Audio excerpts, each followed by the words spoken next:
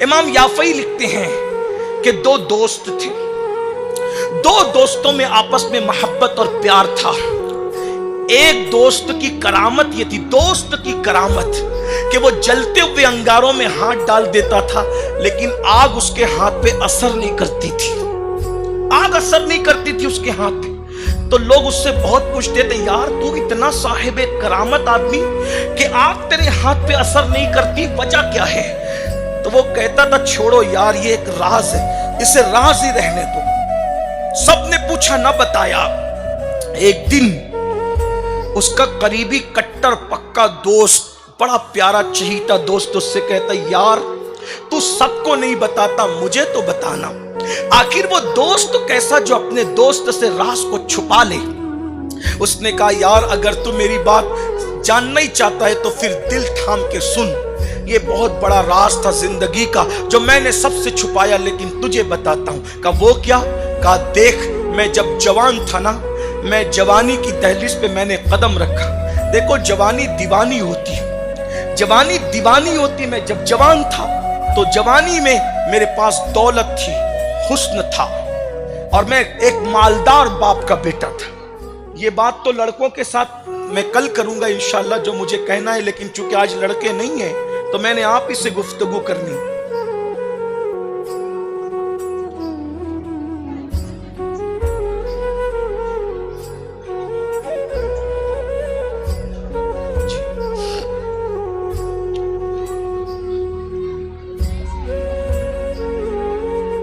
درود شریف پڑھ۔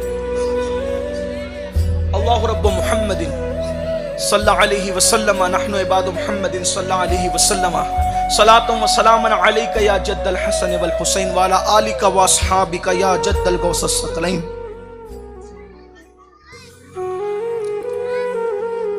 لوگ پوچھتے تھے کہ تو آگ میں ہاتھ ڈالتے، آگ تیرے ہاتھ پہ اثر کیوں نہیں کرتا؟ کسی کو نہیں بتایا، دوستوں کو بتایا، میں جوان تھا، مالدار باپ کا بیٹا تھا۔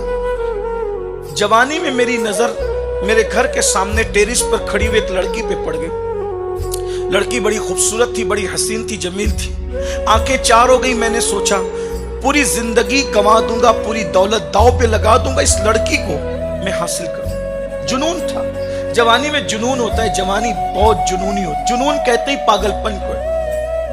جوانی کا جیم اور جنون کا جیم لازم و ملزوم، بس ہم اتنا ہی کہتے ہیں کہ جب دو جیم ایک ساتھ ہیں تو اس جنون کو عشق مجازی یعنی اپنے جیسے لوگوں کے جنون میں تبدیل کرنے کی بجائے جنون عشق مصطفیٰ میں تبدیل کر دو، انشاءاللہ دنیا بھی جنت بن جائے گی اور آخرت بھی جنت بن جائے گی۔ جنون ضرور ہو جوانی میں، لیکن عشق مصطفیٰ کا جنون، محبت رسول کا جنون۔ ارے دھوکہ دینے والوں سے کیوں دل لگاتے ہو نادانو؟ اگر دل ہی لگانا ہے تو جانے وفا سے دل لگاؤ، دنیا بھی سمر جائے گی اور آخرت بھی۔ اور عشق کو تڑپاتا ہے، عشق مصطفیٰ سکون عطا کرتا ہے، اور عشق کو ذلیل کرتے ہیں، عشق مصطفیٰ عزت دیتا ہے۔ ہر عشق جو ہے وہ زمین میں دھسا دیتا ہے، عشق مصطفیٰ کعبے کی بلندیوں پہ کھڑا کرتا ہے، اور عشق کو گمنام کر دیتا ہے، عشق مصطفیٰ نیک نام کر دیتا ہے، اور عشق کو بدنام کر دیتا ہے۔ عشق مصطفیٰ ایسی عزت عطا کرتا ہے، انسان قبر میں چلا جائے تو بھی اس کا نام باقی رہتا ہے۔ میرے امام کہتے ہیں، عشق تیرے صدقے جلنے سے چھٹے سستے، جو آگ بجھا دے گی وہ آگ لگائی ہے، اور عشق لوگوں کے درمیان سر جھکا دیتے ہیں۔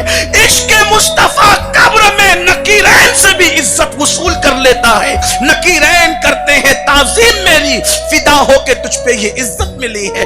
اللہ اکبر۔ تو وہ جوان کہتا ہے، میں جوان تھا، خوبصورت تھا، حسین تھا، مالدار تھا، لڑکی سامنے نظر آئی، اس سے دل دے بیٹھا، آنکھیں چار ہو گئی، حاصل کرنے کی کوشش کی، لیکن وہ لڑکی کی تربیت ایسے ماحول میں ہوئی تھی، میں جتنے بھی ڈورے ڈالتا تھا سارے ڈورے ناکام ہوتے، میں جتنی بھی لالچ دیتا تھا، اس کی تربیت ایسے ماحول میں ہوئی تھی کہ وہ لڑکی میرے دامے فریب میں نہیں آتی تھی، میرے مکر میں نہیں آتی۔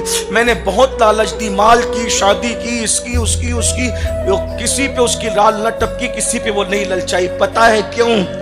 جسے آخرت کی اہمیت پتہ چل جاتی ہے وہ دنیا پہ کبھی رال نہیں ٹپکاتا، کیونکہ دنیا تو ختم ہونا، دنیا بہت تھوڑی سی، بہت بے وفا ہے دنیا، بہت بے وفا ہے۔